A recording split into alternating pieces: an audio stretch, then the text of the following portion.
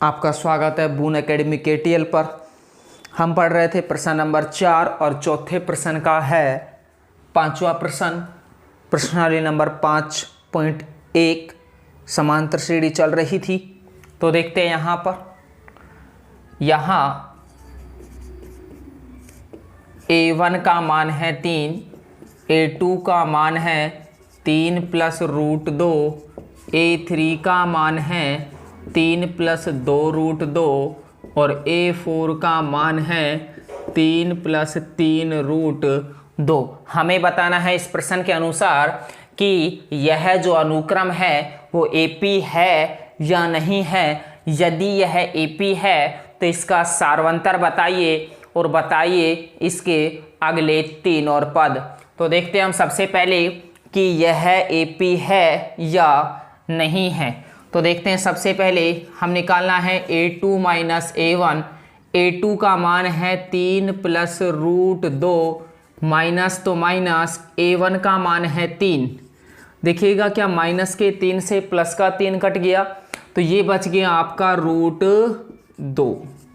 देखते हैं इसके बाद में हमें निकालना है A3 - A2।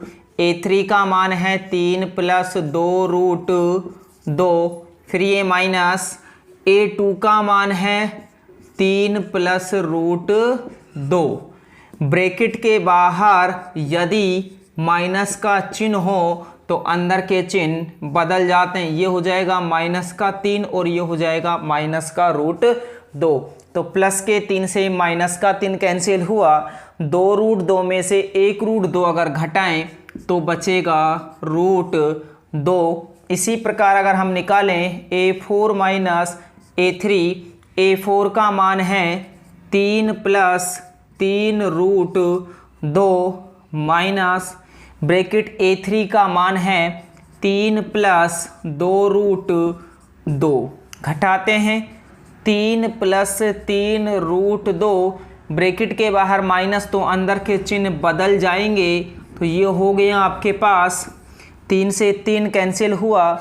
3√2 में से 2√2 घटाएं तो बचेगा √2। तो इस अनुसार हम कह सकते हैं कि A2 - A1 का मान, A3 - A2 का मान और A4 - A3 के मान के कैसा है, बराबर है। और बराबर भी कितना है, √2 के, यानी कि बराबर है। तो हम कह सकते हैं कि अतः यह अनुक्रम क्या होगा, AP होगा। अतः यह अनुक्रम AP होगा और AP होगा तो सारवंतर की बात करें तो D, तो सारवंतर भी कितना होगा, 2 होगा। यानी कि अगर यह AP है तो इसके अगले 3 पद और ज्ञात करने हैं। देखते हैं आगे के 3 पद। तो इसके 3 पद और निकालने हैं, यानी कि A1 है, A2 है, A3 है, A4 है। हमें निकालना है A5, A6 और A7। बात करते हैं A5 की। A5 होता है A4 + D या फिर A + 4D भी होता है। A4 का मान है 3 + 3√2 प्लस जोड़ना है और D का मान आया था √2। तो देखिए 3 की जगह 3, 3√2 और 1√2 हो गया आपके पास 4√2। इसी प्रकार A6 होता है A5 + D। A5 की वैल्यू है हमारे पास 3 + 4√2, जोड़ना है तो प्लस D का मान जोड़ें √2। तो 3 + 4√2 में 1√2 जोड़ें तो ये हो जाएगा 3 + 5√2, 5√2। इसी प्रकार A7 की बात करें तो A6 + D होता है। A6 का माना गया 3 + 5√2 में यदि हम √2 जोड़ देते हैं तो ये आएगा 3 + 6√2। इसके बाद प्रश्न नंबर 6 की तरफ बढ़ते हैं। देखिएगा प्रश्न नंबर 6 की बात कर लेते हैं। प्रश्नावली पहली चल रही है, प्रश्न नंबर 4। तो यहाँ पर A1 का मान है 0.2, A2 का मान है 0.22, A3 का मान है 0.222, और A4 का मान है 0.2222। तो देख लेते हैं, हमें सबसे पहले निकाल लेते हैं कि A2 माइनस A1 मतलब यह अनुक्रम AP है या नहीं है। तो AP होने या नहीं होने के लिए A2 माइनस A1 निकालते हैं। A2 का मान 0.22 माइनस A1 का मान 0.2। अगर इसमें से हम घटाते हैं, इसमें से क्या करते हैं, घटाते हैं, तो देखिए कैसे घटाएंगे। 0.22 में से 0. अगर 2 घटाते हैं तो यहाँ 0 हो गया, 2 में से 0 घटाएं तो 2 आ गया, 0 में से 0 घटाएं तो 0 पॉइंट के नीचे पॉइंट, तो घटाने पर हुआ 0.02। इसी प्रकार हम घटाएंगे A3 माइनस A2 का मान। A3 का मान है 0.222 में से घटाएंगे A2 का मान 0.22। तो देखते हैं घटाने पर आएगा, यहाँ से बात कर लेते हैं, 2 के नीचे यहाँ से 0 फिर 0.0। इसके बाद देखते हैं A4 माइनस A3 करेंगे।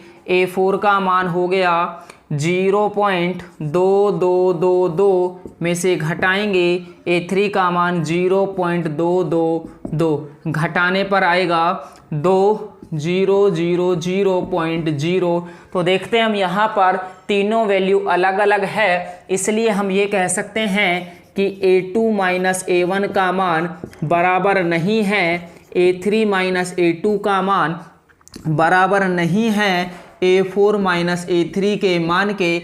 अगर ये तीनों मान बराबर नहीं हैं तो हम ये कह सकते हैं कि अतः यह अनुक्रम AP नहीं होगा, AP नहीं होगा। अगर यह अनुक्रम AP नहीं होगा तो इसका सार्वंतर भी नहीं होगा, और सार्वंतर नहीं होगा तो इसके अगले 3 पद हम ज्ञात नहीं कर सकते। देखते हैं प्रश्न नंबर 7। 7वां प्रश्न है, यहाँ A1 का मान है 0, A2 का मान है -4, A3 का मान है -8 और A4 का मान है -12। तो देखते हैं यहाँ A2 माइनस A1 की बात करें तो A2 का मान -4 माइनस A1 का मान है 0। तो देखिएगा माइनस माइनस की संख्या जुड़ती हैं लेकिन चिन्ह माइनस का आता है, तो 4 आएगा यहाँ पर। इसी प्रकार A3 माइनस A2 निकालते हैं। A3 का मान है -8, फिर ये वाला माइनस, A2 का मान है -4, माइनस और माइनस प्लस हो गए। एक संख्या प्लस और एक संख्या माइनस होती है तो घटा देते हैं, क्या कर देते हैं, घटा देते हैं। 8 में से 4 गए तो 4, और चिन्ह वह आता है जो बड़ी संख्या पर होता है। इसी प्रकार निकालते हैं हम A4 माइनस A3। A4 का मान हो गया -12, फिर ये वाला माइनस, A3 का मान है -8, माइनस माइनस हो गए प्लस, घटाएंगे तो बचेगा -4।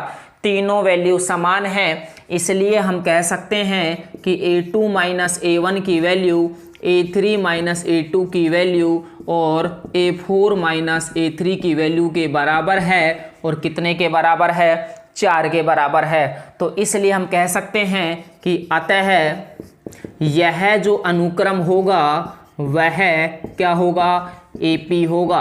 और AP होगा तो इसका सार्वंतर भी होगा, मतलब सार्वंतर का मान आ गया 4। हमसे कहा है अगले 3 पद और ज्ञात कीजिए। तो अगले यदि हम 3 पद ज्ञात करते हैं तो देखते हैं यहाँ पर A4 तक तो मान है हमारे पास। अब निकालना है हमें A5, A6 और निकालना है हमें A7। A5, A6 और A7। A5 निकालें तो A4 प्लस D। A4 का मान है हमारे पास -12 प्लस D का मान है 4। तो देखते हैं यहाँ पर क्या बचने वाला है। तो देखिएगा यहाँ D का मान कितना है, सॉरी -4।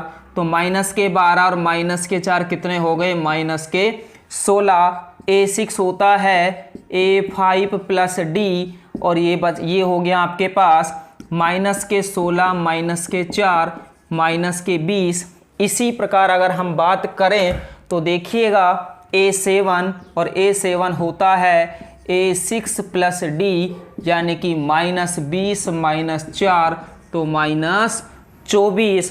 तो इसके बाद हम पढ़ेंगे क्वेश्चन नंबर 8 की तरफ। तो देखते हैं यहाँ पर इस तरह से आप प्रश्नावली नंबर 5.1 का प्रश्न नंबर 4 का 7वां सवाल था और नेक्स्ट पढ़ेंगे प्रश्न नंबर 8।